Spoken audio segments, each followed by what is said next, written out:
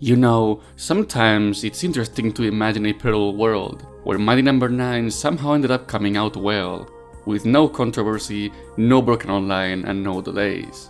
Keiji Inafune's biggest project after leaving Capcom could have been something truly special, but it unfortunately failed in becoming the heavy hitter it was aspiring to be. The game was decent, it just had too many things to live up to. But what if I told you we don't need to live in a parallel world to have a fantastic game featuring Beck as one of the main characters? Welcome back to The Full Picture, a series of post-completion reviews where I look at video games through and through. Today I have a very interesting story in my hands, so I hope you're ready at the other side of the screen. Although, before going back in time, I want to let you know that I already made a video of this very same series on Mighty No.9, thus I won't be going deep into its case here, but you can always check it out if you're interested. On the same note, there are some other very good videos about Mighty No.9 out there, like CC the Kitty's analysis of the game and the Media Alchemist's deep look onto the lore of Beck & Company. Both of them are really good watches, so please, check them out after you're done here. And that said, how about we begin?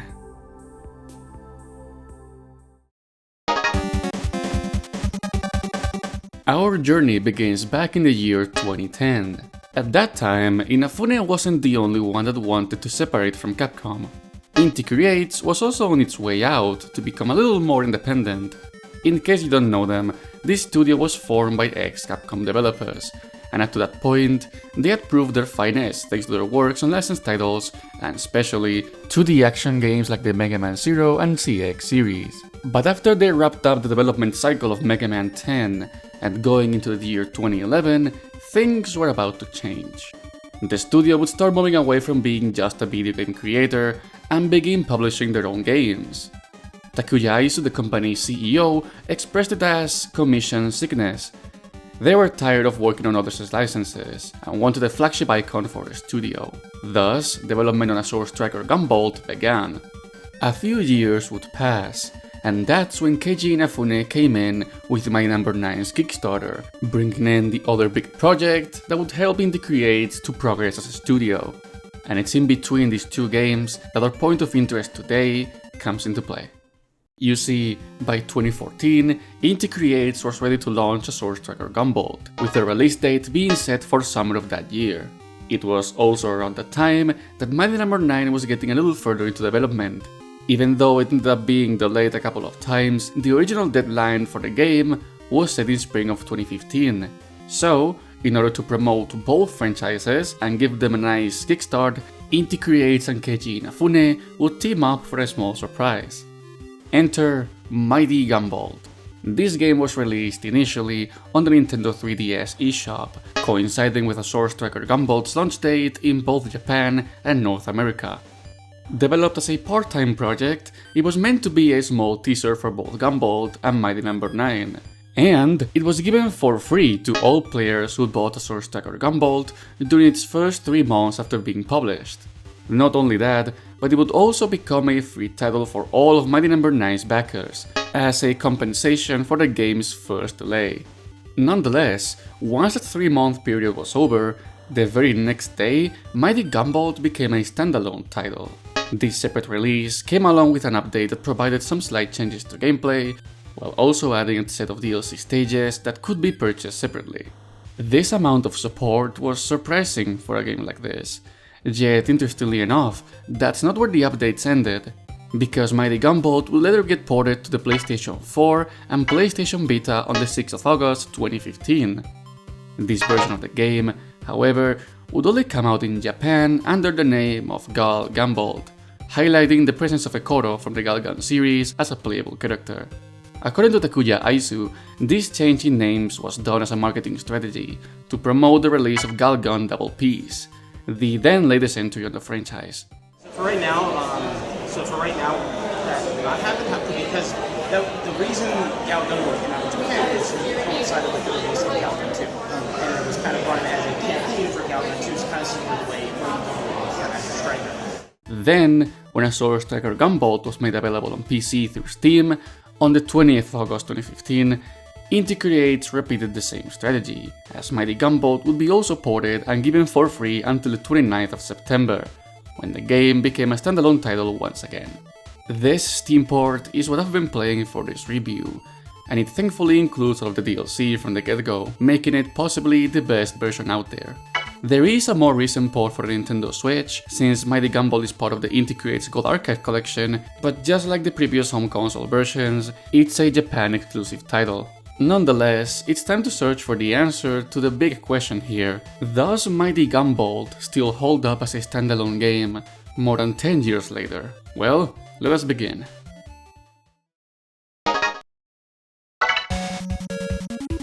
Mighty Gunvolt is a very simple game in concept. A 2D platformer staring back from Mighty No.9, Gunvolt from Azure Striker Gunvolt, and Ekoro from Galgun. There's really no plot here. In fact, the game actively tells you to not care too much about it, but it does give you a small setup for the stories of Galgun and Azure Striker Gunvolt, shown to you through text before you're thrown into the stage select screen. The game has a total of 5 main stages you have to complete in order, with the last one being reserved for the final boss.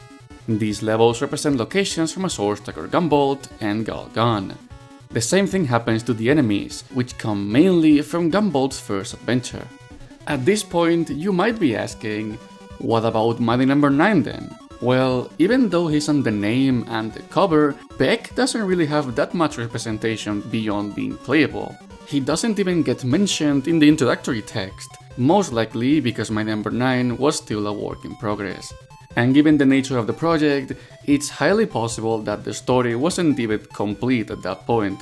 Still, he has some influence here, because this game's core mechanic is the score multiplier. By defeating enemies and collecting power-ups within a certain time frame, this value here will keep increasing. So, to get really good scores, you have to keep the rhythm going. And to do so, each character has unique traits and abilities that make them fairly distinct from each other. Beck can dash into enemies to cause damage, although here it functions a little differently to how it does in Mighty No.9, being instead more like a charge shot. At the same time, he has a crouch dash, acting as an evasive maneuver. This move is executed by pressing down and jump, so you can definitely tell the influences here. Gunvolt gets a double jump, and he has this electric attack that is performed by holding down the attack button. It can also be moved vertically to catch enemies from out positions. And last but not least, Ekoro can hover in the air, and her charge attack allows her to turn enemies into allies. Sadly, despite being very unique, all 3 main characters aren't equally useful. Beck's dash is awkward to use, and it causes so little damage it's not worth the risk of getting hit. Gunvolt's landing attack takes a lot of time to start up, making it a little hard to use without breaking the flow. And Ekoro's actually the best character in the game if you ask me. Her love mechanic is very simple to use. In fact, I'm glad you don't really need to finish off enemies with a charge shot, just use it once and it will work. The enemy you pick doesn't really matter too much because they will all shoot out the same bullets, but since infatuated enemies can also act as a shield, the bigger they are, the safer you will be. That said, I don't think any character struggles too much with what main game proposes, so even though they are not made equal, they ain't underpowered or anything. By combining all of these very simple ideas, Mighty Gunvolt becomes an extremely straightforward experience. Its level design somewhat hits the same way as something like Mega Man 9. With enough experience, it's fun to run through every screen, guns blazing, and since the score mechanic pushes you to play it clean, it feels like all of its ideas are cohesive. Although, there's no result screen, nor any form of ranking system, so having fun is your only proper reward for your efforts. If there's anything I can critique about Mighty Gunvolt's level design, is that it soon feels a little sterile. With not that many unique gimmicks or enemy variety, it can get old very quickly, and that hurts its replayability. Also, unlike the games it's pulling from, Mighty Gunvolt is a completely linear adventure, which is why it being just 4 levels long, technically speaking, is more like a blessing than a curse. It doesn't overstay its welcome, and I'd say that's a positive, given that the game is also quite easy, barring some bosses, so if you're really hardcore, you might miss some of that challenge here. Also, on the topic of difficulty, all stages are the same for all characters. However, Ekoro goes through them in a slightly different order, putting the train stage right before the final boss. This is done so she can tackle the level based on her game series from the get-go, but it's extremely funny to see the difficulty curve being destroyed like that. Leaving that behind, presentation-wise, the 8-bit style looks very clean, with the game's soundtrack coming mostly from a Source Tracker Gunvolt. That being said, their family tracker arrangements all sound nice across the board, so fans of those pieces will surely be delighted. Maybe I'll get to talk about the main Gunvolt trilogy someday. Speaking of, how about the bosses, you might ask? Well, except for the one from the school stage, which is taken from Galgun, at the end of every level you'll face one of the adepts from Sumeragi. Their attack patterns and behavior are mostly identical to their Source Tracker Gunvolt counterparts, only adapted to the constraints of this game's physics and controls. Some, like Viper, even keep their flashy ultimate attacks, which is a really neat touch.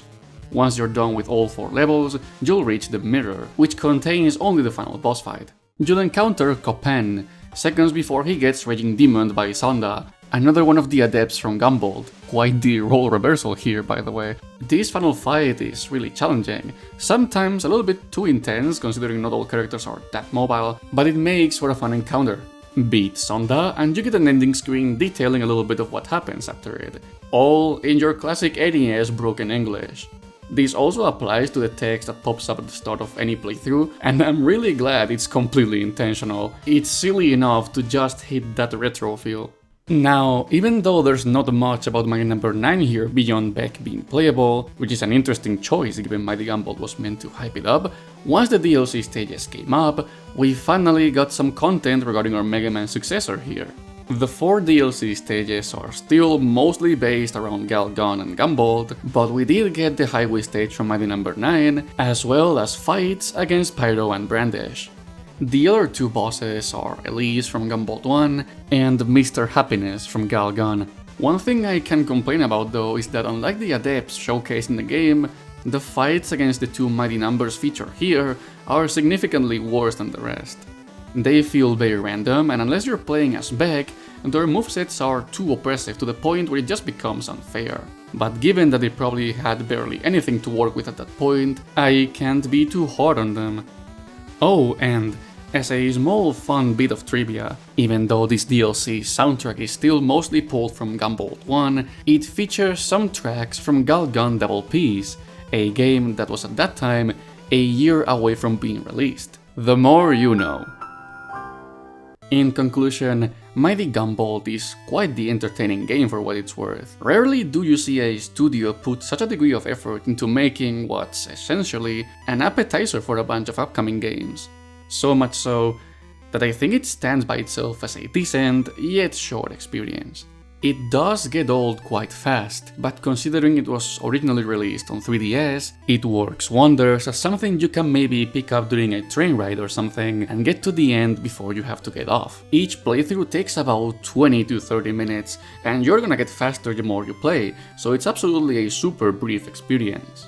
Nonetheless, Mighty Gunvolt can be enjoyable beyond its faults, because its mechanics work well together, and even though it runs itself short of ideas very quickly, it's still solid in every other area. As for its public reception, the game would go on to receive quite positive reviews. The critics did agree that its short length and low difficulty are its weakest points, but in the end, it managed to go beyond its purpose and become successful as a standalone game, and that success would soon pave the road for something much bigger.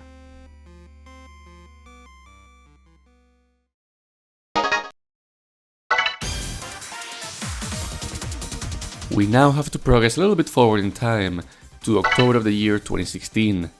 At this point, a Source Tracker Gunvolt had already become the household name it was designed to be, receiving its very first sequel at the end of August, while Mighty No.9 found its way to stores after multiple delays, and with far less positive results. Despite the unfortunate end to their collaboration with Keiji Inafune, Inti Creates found themselves at a pretty good spot. Not only was Gunvolt 2 received quite positively, but Blaster Master Zero, a game that was shown to the press at the start of July, was also on the way. That said, after accompanying most of the releases with Mighty Gunvolt for a while, some people were wondering why that wasn't the case for a Source Tracker Gunvolt 2. The answers would arrive through an interview between Nintendo Everything and some Inti Creates developers. Within the article, Takuya Aizu was asked about that very same topic, to which he replied, We thought about making a sequel to Mighty Gunvolt, but this time around we decided to go with a physical package instead. Our team is pretty small, so it was a bit unrealistic for us to pull off Mighty Gunvolt 2 and do everything we need to do to make a physical version happen. However, there are a lot of people here at Inti Creates who want to make Mighty Gunvolt 2, so I think that you will be able to play this game someday. We hope you're looking forward to such a day. That physical package would materialize in the form of a Sword Striker Gunvolt Striker Pack, a combination of the first two entries released for the Nintendo 3DS. Still, Aizu was very honest about his desire to create a sequel to Mighty Gunvolt. In fact, we didn't have to wait that much for it. Just 7 months later, during the Beat Summit 2017 event, Inti Creates CEO would go on stage to announce Mighty Gunvolt Burst. The second entry on the crossover series wasn't attached to any other project, and it was meant to be a full game rather than the bite-sized experience that its predecessor offered. And this first showcase gave everyone a lot of interesting details of what was coming. Beck and Gunvolt were the only playable characters this time, with the promise of more of them being added later down the road, and the setting was now based solely on Mighty No.9. But most importantly, this short demonstration presented the key features of the game, those being the burst mechanic and weapon customization. This reveal was followed by a very positive reaction from the public, especially from those players who were disappointed at Mighty No.9's quality and saw this as the perfect second chance. Even better, the game was coming out on the 15th of June, worldwide, on the Nintendo Switch, meaning that it was just 1 month away. But more importantly, later that day, journalists from US Gamer asked Aizu a few questions about this new crossover title. There was a lot of interest in the fact that the game was using characters, stages and bosses from Mighty No.9, and when asked about the connections between these two games, Aizu answered, "The presence of the Mighty Numbers as boss characters might leave you with the impression that we're trying to create a connection to Mighty No.9. But actually, it's more of a matter of our director, Ikegami, having been involved in that game too. It's actually been a while since all of our duties with Mighty No.9 have been completed, and the truth of the matter is that we really love these characters, and we want to give them a chance to appear in a game again." Aizu would follow this statement with a very intriguing reveal. "We made this game completely on our own, with no input from Keiji Inafune or concept. Basically, we said, we want to use these characters, and they said, go ahead. We were happy that they gave us the okay to use these characters for free." Considering what would soon happen to Keiji Inafune's company, this really was the last time to get Beck and the Mighty Numbers into a new game. Now, for a more fun fact, while Mighty Gunvolt Burst was set to become a much bigger game content-wise, if you look at the game size, you'll probably be baffled to see it's just 32 megabytes. This is because, as Aizu told later in an interview with Japanese magazine Dengeki Online, Burst was the very first game to use the Imperial Engine, which helped Inti Creates to compress its files without having to face any drawbacks. Last but not least, going back to US Gamer's interview, they asked about the roster of playable characters, which was reduced to just 2. Aizu expanded on what was said during the showcase, confirming that the Kodo was still being worked on and will be released as soon as possible as DLC, among other characters. But yeah, only 4 weeks would pass until we got Mighty Gunvolt Burst on the Switch, and just 2 weeks later, impressively, on the Nintendo 3DS. And just like its predecessor, it would be later launched on PlayStation 4, now using the Gal Gunvolt name, and for the first time, being available for all regions. Once again, this was done to promote the release of Galgun 2, which would launch the very same day in Japan. Nonetheless, the version I'm playing for this review is the PC port of Mighty Gunvolt Burst, that arrived on Steam on July 31st, 2019. This iteration of the game already includes a Kodo, and has access to all of the DLC content that will be added to Burst later down the road. Worry not though, I'll get into the details when it's time to talk about those. But now, allow me to formulate the key question of this video. Did Mighty Gunvolt Burst live up to its expectations of being not only a good sequel, but a redemption for everything that Mighty No.9 meant? The short answer is yes. The long one, well, let's get into that.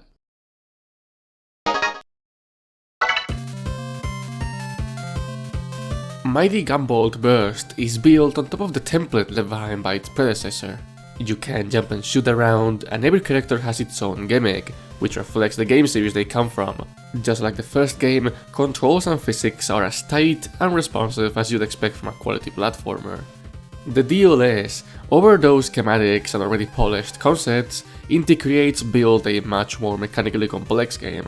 Gunvolt Burst takes the arcade score attack center gameplay of Mighty No.9 and a short stacker Gunvolt and twists it around a little bit further.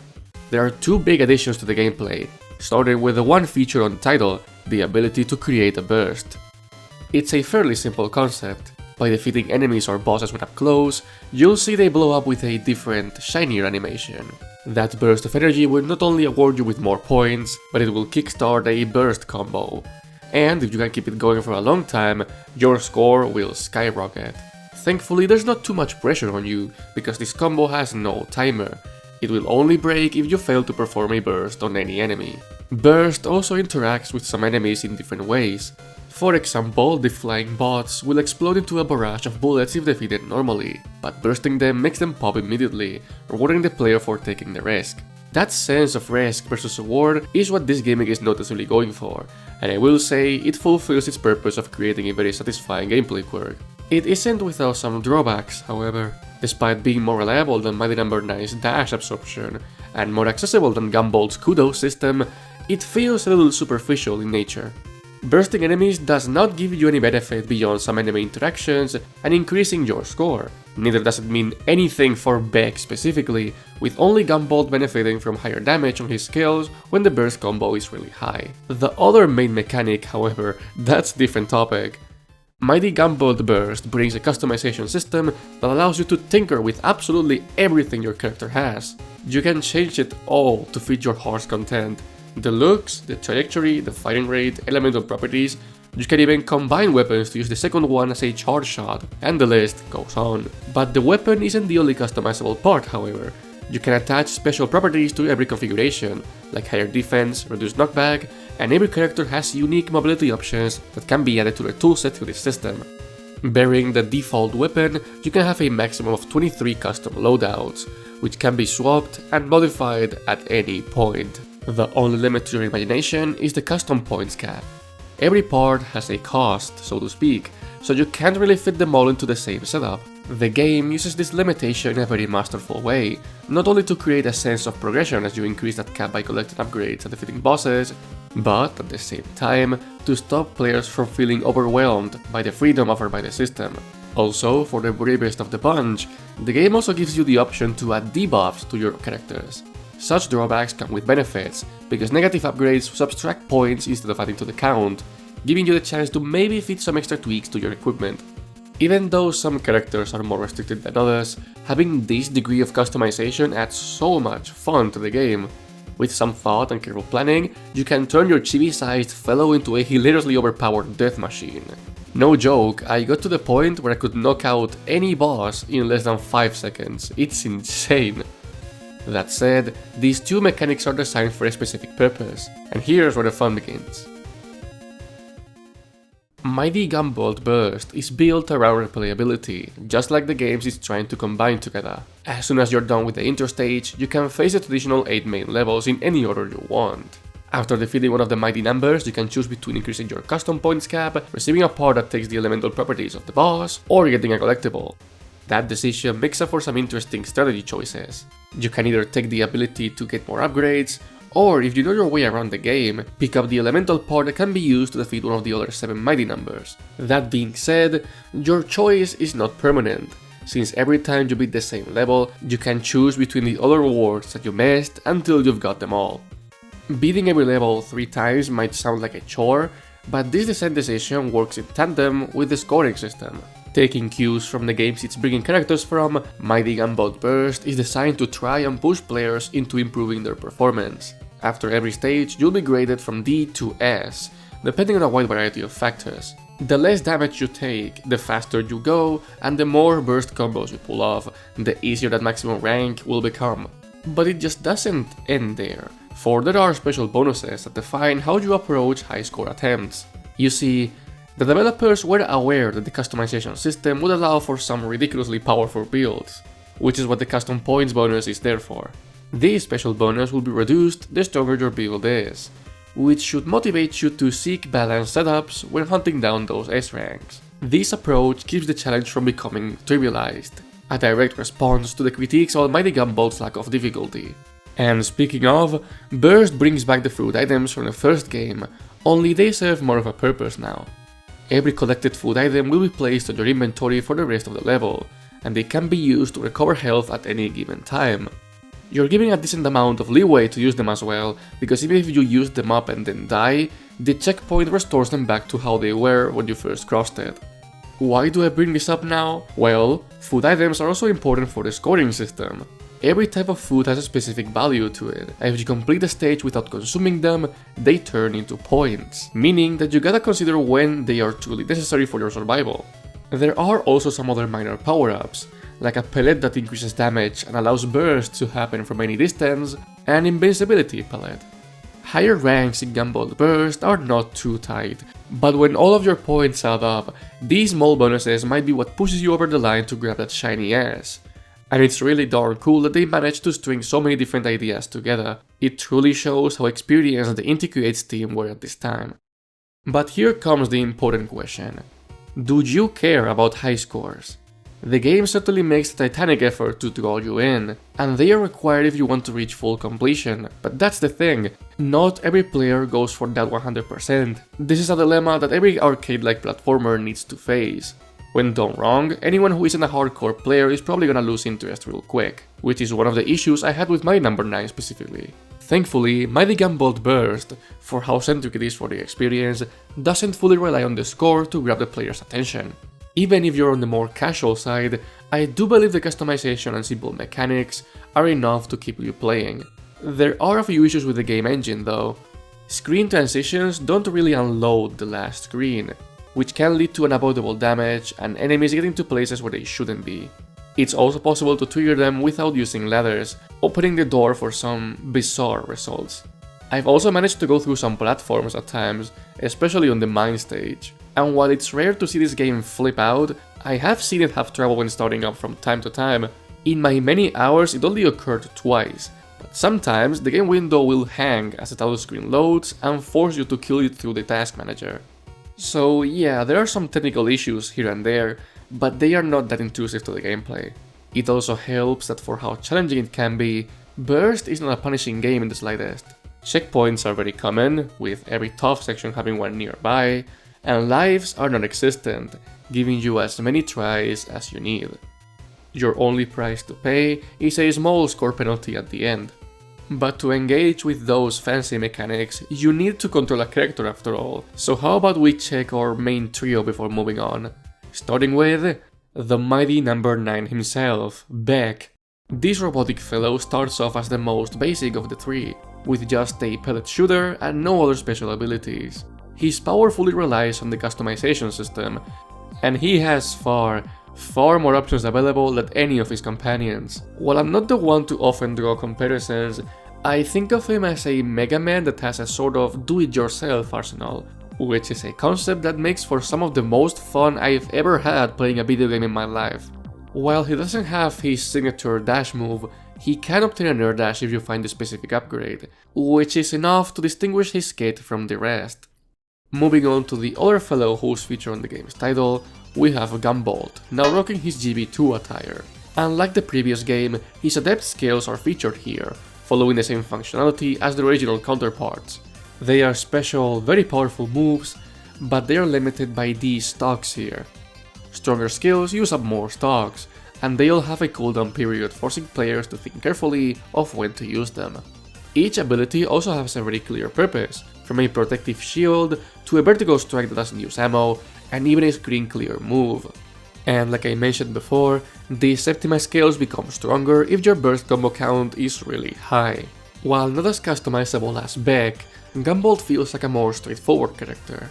And with the proper loadout, he can be the strongest of the main cast, excelling during boss fights and making platforming easier once you unlock the ability to double and even triple jump. Initially that was the entirety of the main cast, but since Ekoro is featured alongside them on the version I played, I think she deserves to be treated as such. Being based on her Golgon Double Peace incarnation, this angel girl is easily the most distinct character of the main roster. She deals less damage with her weapons, and has a significantly shorter health bar, but that lack of power is covered by her unique mechanics. Not only are her jumps different, reaching far higher, but her special skill, the Goddess's Blessing, allows her to become temporarily invincible. And not only that, but it also increases her attack power and allows her to land bursts from any range. To use this skill though, first she needs to fill up this gauge to at least 50% charge. That energy is obtained through defeating enemies, and especially by performing bursts, with the latter giving out significantly more energy. During boss fights, the gauge works a little differently, charging up as you deal damage to the opponent, which was done in order to prevent the meter from becoming useless during them. If you ask me, I think Ekoro is one of the game's highlights. Her unique mechanics make for a very distinct gameplay experience compared to the other two, and, unlike them, she interacts with the burst mechanic on a deeper level. When it comes to customizing, she is a middle ground between Beck and Gunvolt, having some really interesting options, but not too many of them to become overwhelming. Oh, and her special mobility tool is the hovering technique she had back in Mighty Gunvolt. While not suitable for a first playthrough, she's so unique I think you'd be doing yourself a disservice by not finishing at least one run with her. In all honesty, I would be sold on Mighty Gunvolt Burst if its gameplay was its only strong point. Yet, to my surprise, it doesn't end there.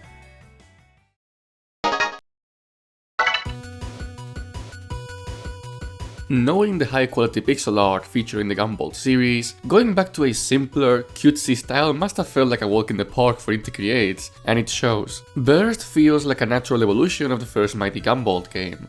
Abandoning any self-imposed limitations allowed the artist behind this title to turn every screen into a colorful display of pixels. Character and enemy sprites have also seen a vast improvement, especially when it comes to Beck, who is no longer traced over Mega Man. Key actions have snappy and easily readable poses, and there isn't a single moment where background and foreground are indistinguishable. Levels in Gunvolt Burst are adaptations from places seen in Mighty No.9, a game that, even with its great visual variety, often felt bland due to poor quality textures. That issue is gone here, and every stage is immediately recognizable. Also coming from Mighty No.9 are the bosses, who are now recreated in 2D with excellent results. If you recall, the main reason this game exists is because Inti Creates devs were sad that these characters didn't get to shine. So here, they've been given premium treatment. These mighty numbers already had a ton of personality, and that is carried into Gunvolt Burst. We'll get into the boss fight designs later, but visually speaking, these are amazing. They make their names worthy of the Mighty title, with spectacular attacks, great animations, and those ounces of personality that were impossible on those poor 3D models. But that's not all there is. Mighty Gunvolt has some unique stages made specifically for this game. I haven't commented on it just yet because I thought it wouldn't be that important, but yeah, this game has a story. It all begins when Professor White creates a VR training program for Beck, which resembles his adventure to stop the mighty numbers. This program, however, suddenly malfunctions, trapping Beck inside. Gunvolt, on the other hand, is drawn into a dimensional rift and taken to the same VR world. Inside, both of them find copies of the opposite character, who draws them into fighting the mighty numbers. So, once the characters find each other, realize the situation and actually go outside the simulation, the usage of abstract shapes and your typical green computer-like scenarios make for a great way to make these levels stand out. The reason as to why this theme was chosen is tied to the identity of the culprit, so we'll get into that later. Also, speaking about the story, all characters also get their sides of this plot told through these comic-like panels, that although simple, they do accomplish their job well enough. And before we leave the story discussion behind, I will say that it's really funny how Ekoro's plot is a little different. Instead of being sucked into this simulation like Beck and Gunvolt, her story is all about her friend giving her a special game cartridge that contains the simulation. Since she arrives at Mighty Gunvolt Burst along with its physical release, it's all a silly fourth wall break that I really appreciated. Back onto the visuals, clarity and good pixel art is also present on the menus. Stage select is shown in like a collection of screens, and I like the attention to detail of the characters running into them upon selection. I think the only point where the visuals aren't up to snuff is during boss presentations. I see they were trying to replicate the over-the-top entrances of the mighty numbers, but between the barely readable text and the way simpler effects, I think it doesn't really stick the landing for me. Nonetheless, it's like a small blemish on a humongous canvas. This game looks incredible, and I have my respects for all of the game's artists. But visuals go beyond just the art. They need to fulfill their mechanical purpose, and Mighty Gunvolt Burst also lives up to the expectations when it comes to player feedback. UI is never in the way of the action, and by using the sides of the screen as a display for less important information, the game keeps the traditional 4:3 ratio. This approach can be dangerous, since sometimes these kind of filler backgrounds are a little distracting, but in this case, thanks to their dark colors and simple character outlines, they are never intrusive. Other important information is communicated in subtle ways, like the charge shot animation changing colors when it's ready to fire, characters looking tired when low on health, and both the player and the enemies showing a small HP bar on top of their heads when taking damage. You can't imagine how useful this is when trying to burst enemies. Speaking of, like I said before, bursting has not only a unique animation, but a pop-up that lets you know you've indeed made that enemy burst. Those unique effects also apply to enemy weaknesses, with bosses flashing in green when they've been hit with the element they are weak against. It's all around very well done. And same goes for the audio, my goodness! Let's start with those indications, because just as they are visually clear, key features have unique sound effects that are immediately recognizable. Thus, using burst looks, sounds and feels good, which is extremely important to create a positive game feel.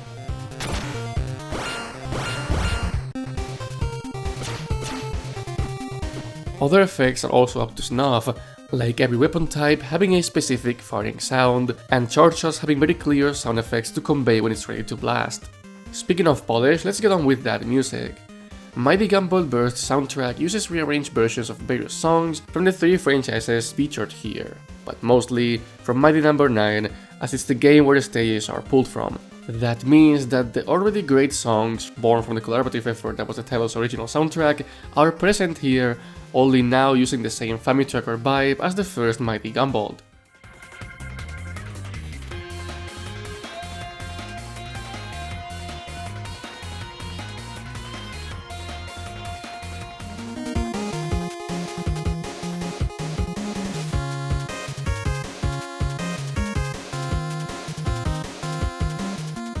These arrangements were done by what's known as 3, the Inti Creates sound team, and you can bet they really showed their finesse here. Music is often a matter of personal preference, but I can at least say that these arrangements bring out the best out of Mighty No.9 songs, with one exception. The rest of the music tracks, like Character Select and Taunting Cyber Maze, the track that plays during the endgame levels, are adaptations from pieces from a source track or Gunvolt 2. Still, these are really darn good, and it shows that even when deconstructed into an old school sound chip, they still hold up composition-wise. As for the unique pieces composed for this game, they are a very minor part of the game's soundtrack, taking on specific situations like the telescreen and the rival fight. The latter was a very neat surprise, using a combination of the final boss themes of Gunvolt 1 and Mighty No.9.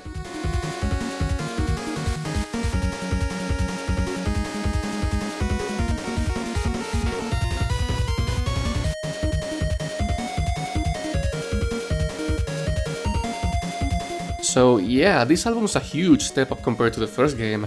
Up to now, we have a game that's mechanically interesting, with a super polished presentation and great tunes to accompany it. Can this get even better?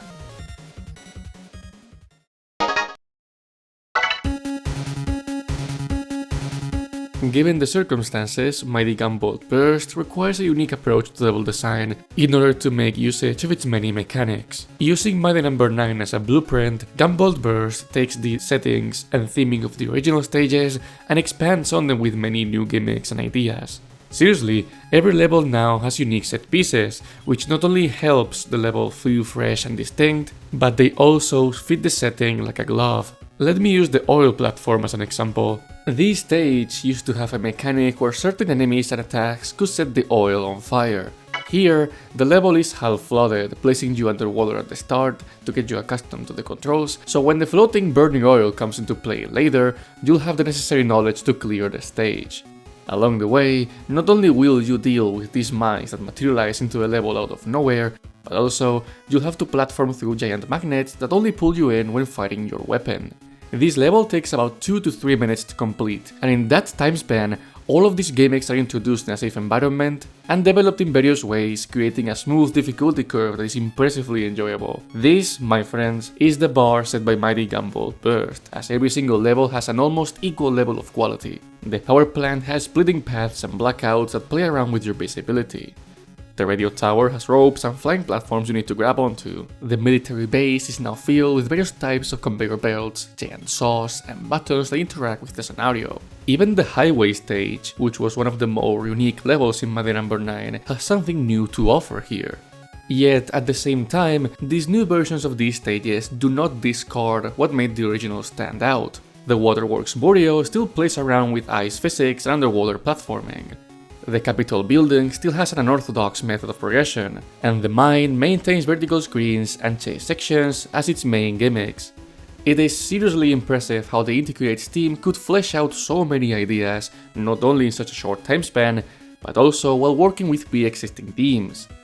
Some of these ideas I'll also share with Azure Striker Gunvolt 2, tying in both games just like Mighty Gunvolt did with the first one. Now, going back to the unique approach I mentioned before, enemies are a very important part of Gunvolt Burst's gameplay. This game uses enemies from the Gunvolt series and Mighty No.9, which is a godsend.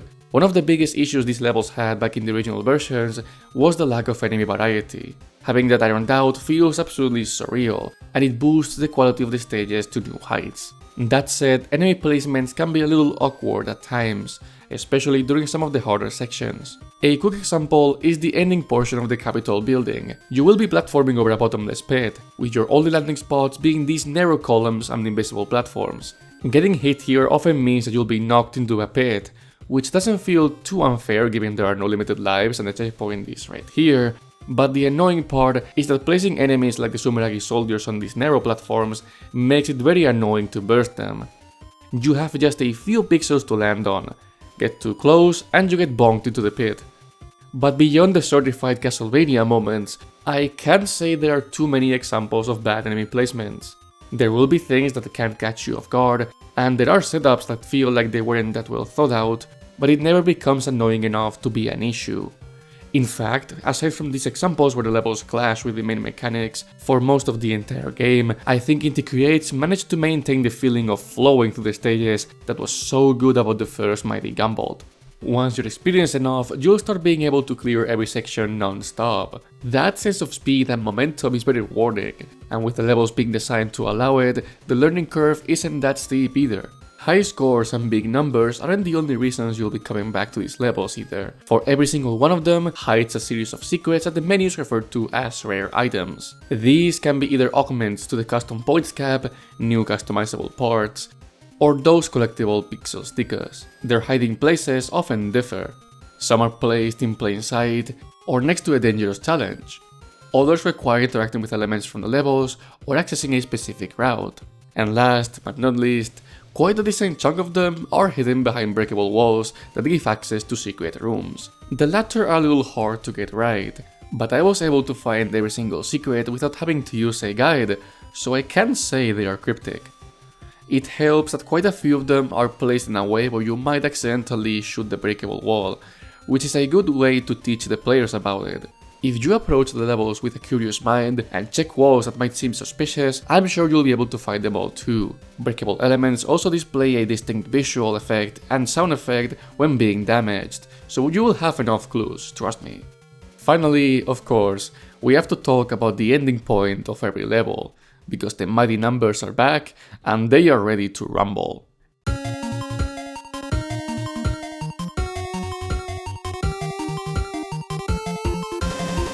Every single one of these fights has received the same treatment as the stages they belong to. The designers took the identity and personality of each boss and tried to amplify it without discarding what was already there.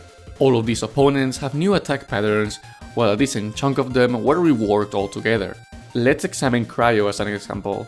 She used to be a very mobile opponent, often hanging on to the top of the screen while trying to catch you with her many freezing projectiles. That hit and run style of combat is still present in Mighty Gunvolt Burst, only this time she engages with you more often. At the start of the encounter she'll summon a rotating shield, shoutouts to Pumpman, that she can use not only as a defensive option, but as an attack by freezing the water bubbles and chucking them at you.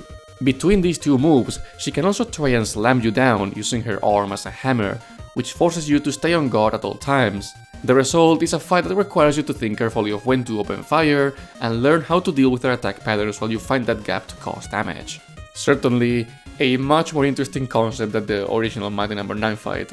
And that's just one example, there are so many more of them. Pyro has new, very flashy attacks that fit well with his brawler personality. Seismic has a much larger pool of attacks that involve drills, punches, and rock throws. And Countershade has many new tricks to try and fool you. Oh, and let's not forget Battalion, who now fights like an actual army commander, summoning soldiers to the battle while he shoots you from far away. On top of these reworked attack patterns, all of the Mighty numbers have new desperation moves that become available when their health drops below 50%. Granted, this is a feature that was already present in Mighty No.9, so when I say new, I mean that they are completely different. Aviator will now create a recording of both yours and his moves, and then repeat them to make things a lot harder. Pyro summons a barrage of fireballs before exploding, and Dynatron has a super fast dash attack now. It's genuinely crazy how much better the boss fights are in this game, not only compared to their source material, but also to the first Mighty Gunvolt. We've gone from downgraded copycats of the Sumeragi Adepts to fresh takes on existing bosses. They even removed some of the instant kill attacks some of them had, which is a very welcome modification. Notwithstanding, between so many improvements, there are a few issues. The level of challenge these bosses offer is way higher, that being a welcome touch, but the learning curve to surpass them is noticeably steeper now.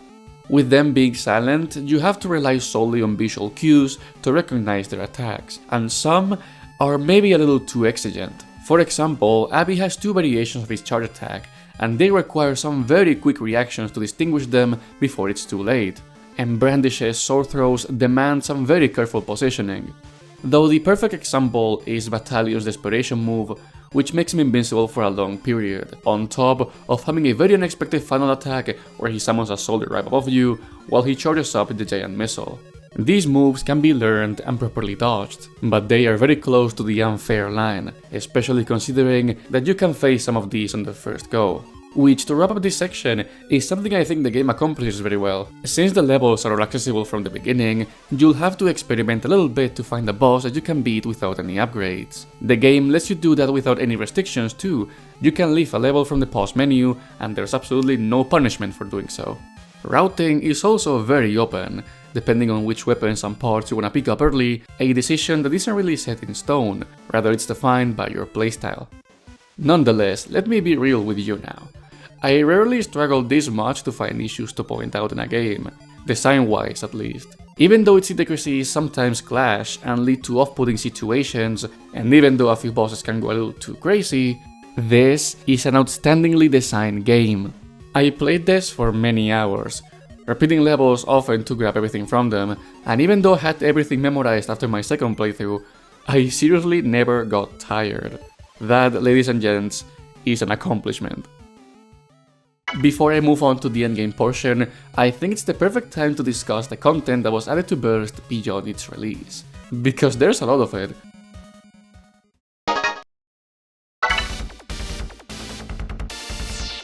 If you recall back at the development part of the video, Ekoro was the first proper DLC character, arriving exactly 1 month after the game's release.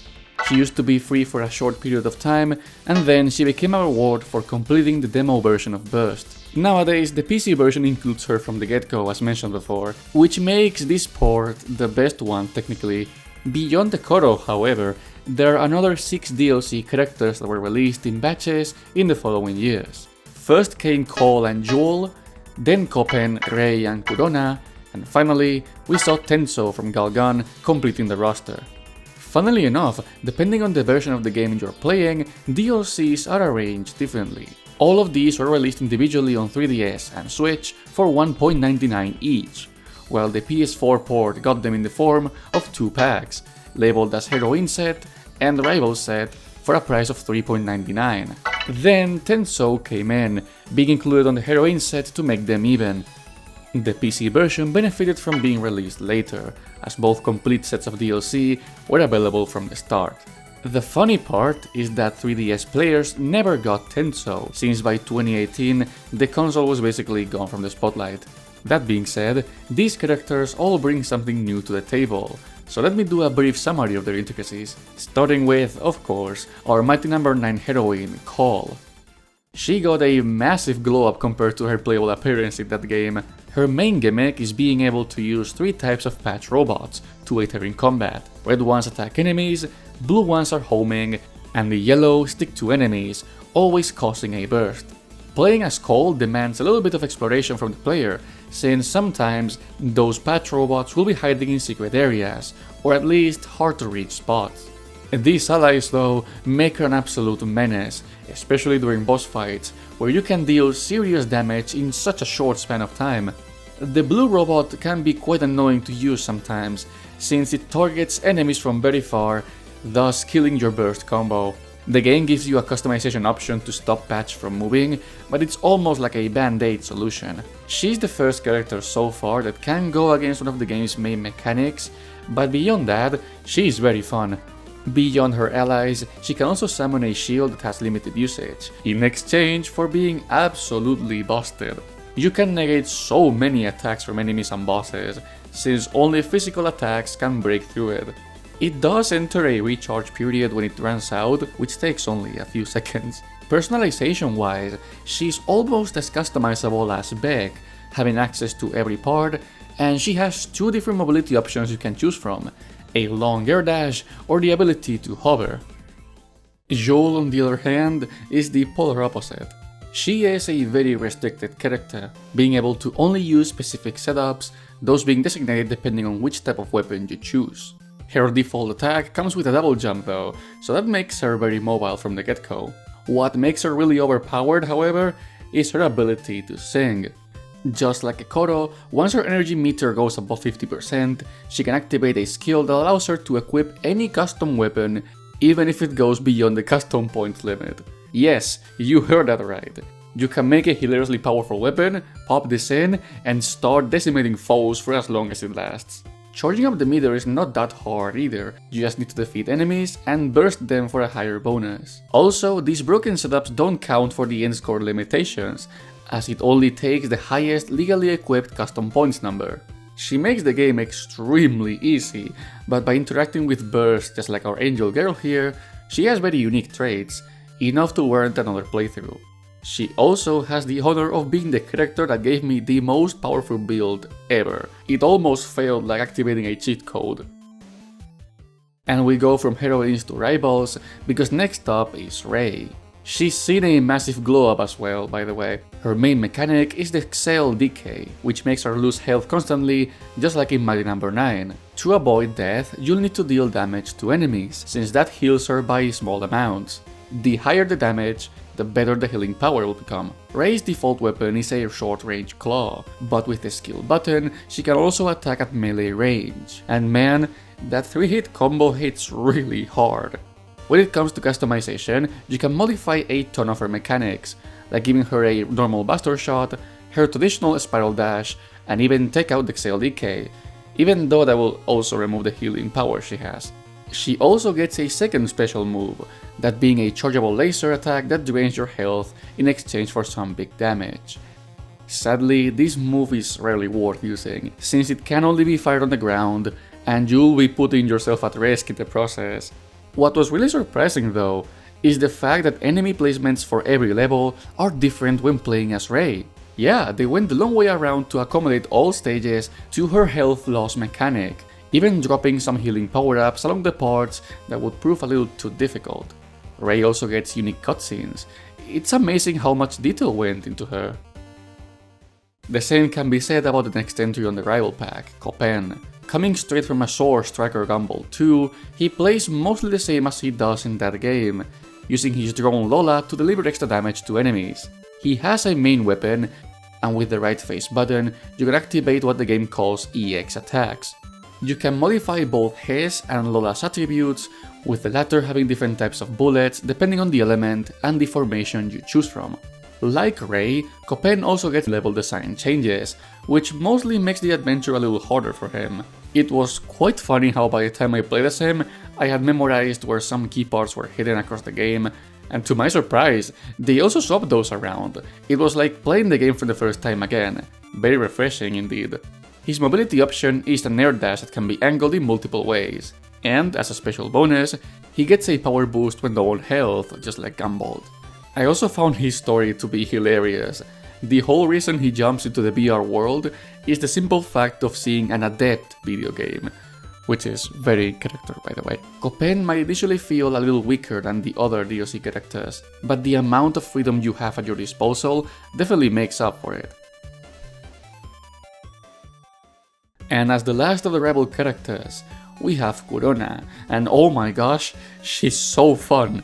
Since she is Ekoro's opponent, I was initially surprised at how similar the gameplay was for both of them. She has an evil meter that functions the exact same way, and she can unlock the ability to hover in the air.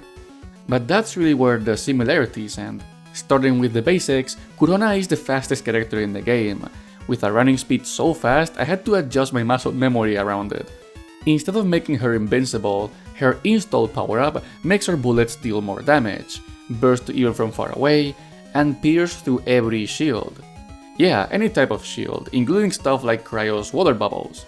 At that point, I was already having fun, and I thought to myself, wow, among the rivals, she is the least interesting one. Then I unlocked the spear drop option, and my life was changed forever. With this on, Kurona gets the ability to pogo jump on enemies, dealing a pretty big chunk of damage in the process. I have no words to express how stupidly fun this is. The way you approach enemies makes a difference now, because more often than not, it's quicker to take the risk and try to hop on top of an enemy. Given that you're up close when using it, it's also guaranteed that you'll burst enemies by using it. Combine the bonks with the hover ability, and you got yourself a very fun moveset to toy around with. They even gave her this unique animation when you land a hit, where she's laughing her ass off.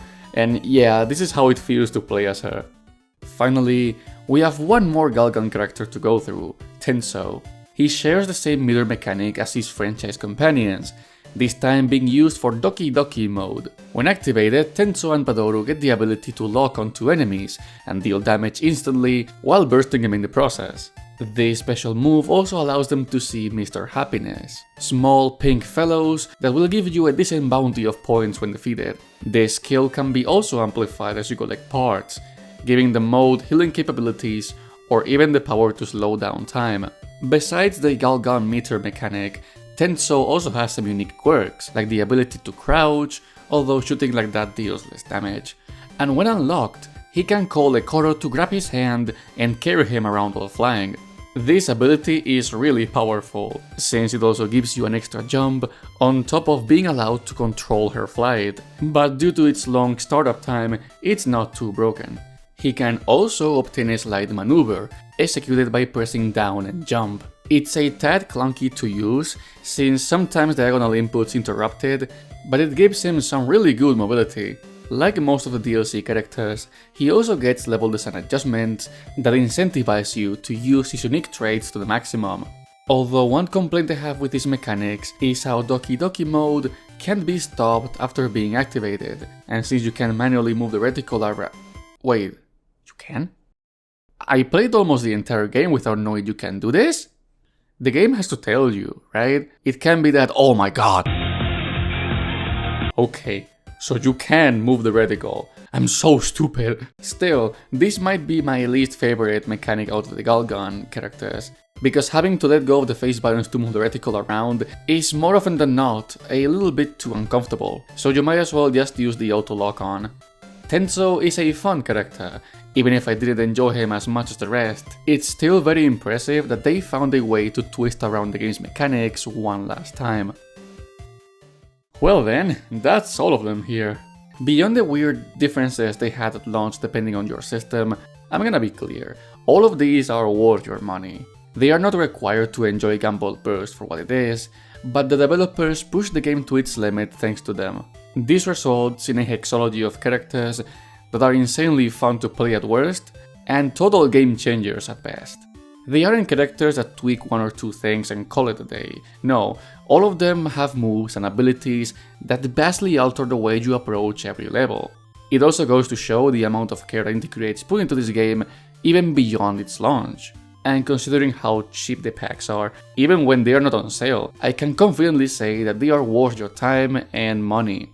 Getting the DLC characters also unlocks some extra goodies, like new pixel stickers. I think I haven't commented on them until now, but beyond being collectibles, you can use these for various things, like equipping them as your avatar picture or attach them to specific custom weapons. It's a neat way of adding small cameos from characters across all franchises featured here.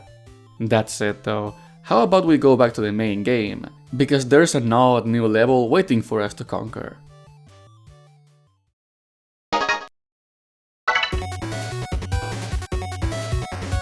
So, once you defeat all the other 8 mighty numbers, you'll get a small update on your character's story. At the same time, a new stage appears on your screen. This is the gateway, the first crack on the simulation, as a level is a combination of multiple chunks from previously seen stages, accompanied by new sections with colored platforms. These change every few seconds, so you need to be careful of where you're standing. For as difficult as it can be, I love the final section of the level, which forces you to consistently burst these stealthy enemies in order to not get bonked down from the gravel ring. And there's a secret route that allows you to skip almost half of the stage. But what really caught my attention is that inside this path, there's a second secret entrance that takes you to a special custom part. At the end, you'll find either the real Beck or Gunvolt, depending on who you're playing as. This prompts a boss fight, though sadly, it's the weakest one of the bunch. Yeah, no matter if it's Gunvolt or Beck, they both play out the same way. Depending on the color of their charge attack, they will release a different type of blast, then run to the other side of the room, and repeat. It's a bit of a shame, considering they could have made them fight a little closer to how they work on the respective games. But well, I've seen worse character fights than this one. Once you knock some sense into your opponent, the third evil option will pop into the room. This is Teseo, a character from a short stagger Gunvolt 2. He was the one who corrupted the PR program, using copies of our heroes to fool them into engaging with the mighty numbers. When both Beck and Gunvolt stop fighting each other, he joins in, complaining about how this is bad for his viewership. Yeah, he's been streaming all of this. I find it very funny the way he speaks in the broken, old internet lingo too. Anyway, given that the heroes have seen through this trap, he dares them to go find them inside the deepest core of the simulation. That opens up the entrance to the subspace, the second of the final levels. This one will mostly have you submerged underwater, playing around with elements like spikes and one-use platforms that break after you step on them. It's easily the hardest level so far, but at the same time, it's my favorite one. Every screen here is very well designed, combining elements from previous levels in odd ways to try and catch you off guard. It forces you to stay on your toes, but once you get the hang of how every platform and obstacle cycles through its different points, it's a blast to run through. Low gravity also gives you the chance to skip ahead if you're dying off, so no need to wait here. At the end, you'll face the Briar Guardian, a nucleus protected by thorns. It's a short yet interesting boss fight, requiring you to slowly destroy its multiple parts before you can damage the actual core. When it's open, it will change patterns with these rotating lasers, and if you haven't defeated it yet by the time it's over, it will recover its thorns again. It is quite the step up in difficulty and quality compared to the Rebel fight. Finishing Subspace leads the way into Dystopia, which is easily the quirkiest of them all. Like previous levels, it combines elements from the main stages, like the saw blades from the military base and the giant drills from the mine, only they are accompanied by obstacles like ice and multiple types of ropes. What makes the difference is the skewed angle the camera takes for most of the level. It's the first time the game breaks out of its retro feel to showcase odd visual effects, but it never becomes that intrusive. Beyond the trickery, this stage hides some intense set pieces, using the magnets from the old platform and the darkness mechanic from the power plant, followed by a tough chase sequence at the end, where you'll have to climb and escape from giant drills. Considering it's technically the last traditional level of the game, I think it does a great job at squeezing every gimmick to the maximum before the finale. It also feels like a proper test of skill, meaning if you can beat this gauntlet, you prove that you can conquer anything the game throws at you. On that topic, at the deepest point of Dystopia, you'll be facing the Plasma Legion, a mech that was featured in Gunvolt 2's intro stage. Here it makes for a lightning pace fight, having you jump on the missiles it shoots out and use them as platforms to reach its weak spot. After it goes below 50% health, its head will detach and turn the entire ground into a hazard. So if you didn't get the memo before, now you certainly will. It's a very entertaining fight and a good way to wrap up the main game before the finale. The last level is the Cyberworld Colosseum, which acts as the boss rush stage of Gunvolt Burst. It's a simple room with 8 teleporters, the usual Mega Man setup. There is a secret room to the left with a ton of food items and a pixel sticker, but yeah, one more fight against the mighty numbers and you're golden. If it wasn't because of the secret room though, this would be quite the tough challenge, since the game only gives you a few healing items. That said, by this point you should have really strong custom weapons, so it balances out quite well. There's a detail I really enjoy about these refights, and it's how every room resembles the original place where you fought the mighty numbers. Only now the backdrops are gone, leaving only a wireframe behind. It makes each boss recognizable from the moment you enter the room, and I found that to be really cool. Beyond that, you'll finally come face to face with Teseo, and get ready because this is a 3-phase final boss fight. First and foremost, you'll have to defeat the evil clone of your character, which plays out almost identically as the rival fight, except it copies some of your custom weapons to use them against you. The real deal is Teseo himself, who will embody his inner Dr. Wily and activate a giant robot built in his image. The fight itself is surprisingly easy, all attacks have long telegraphs and the weak spot is extremely clear. It's cool to see some of his Gunvolt 2 moves being featured here as well. Things get a little tougher as his final phase activates. I do love that you get these flying comments from his live chat, referencing the way comments work on Nico video. It's a hilarious detail. The last phase has him raising the head even higher, forcing you to use the platform he drops as a footstool, and once it depletes his health, the cockpit will open and you can deal proper damage to Teseo. One thing that's really fun about the fight is how Gunvolt or Beck will pop in and actually help you out during this encounter. Having both protagonists cooperating is the kind of fan service I love from these type of crossovers. But yeah, this is the perfect way to end the game. It's hilarious, hype, and pretty well designed. Knock out Teseo and you'll have completed Mighty Gunvolt Burst. With the VR program being fixed, Beck returns to Professor White and Gunvolt goes back to his own world, both ready to face whatever comes next. The final stretch of this game is mostly great, and it only helped to elevate an already fun game into a stellar one. Beyond the credits, there are still more things to do. You can play hard mode now, where every enemy is more aggressive and bosses showcase some different attack patterns. 100% completion requires S ranks as well, so having the option to continue playing on what's technically New Game Plus is such a welcomed addition.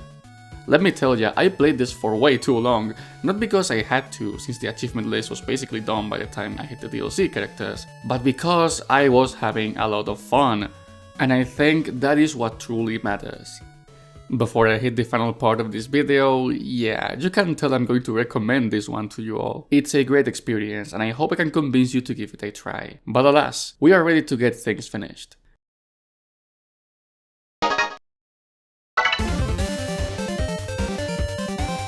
Mighty Gunvolt and its sequel can be summed up in one word, that being exceeding. The first game was born as a teaser for other upcoming video games from the company, but it ended up being able to stand on its own. Burst, on the other hand, was made as a love letter to the game series featured on this crossover, but it goes far beyond that. It's a game that offered me one of the most unique experiences I've had playing an action platformer, and I think that deserves a lot of recognition. It's a game that is structured very similarly to the titles it's taking characters and scenarios from, yet if you allow me the comparison, Burst does things that not even Mega Man has dared to offer to this day.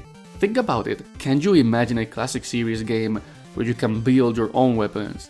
Furthermore, it's hard to compare the second Mighty Gunvolt to any other series, because it doesn't really play like anything else. Not even the original entry on this crossover can get close to it. No other game will reward you for gunning down enemies at close range. It's a bizarre idea on paper, and sometimes the game itself is against it, but it works.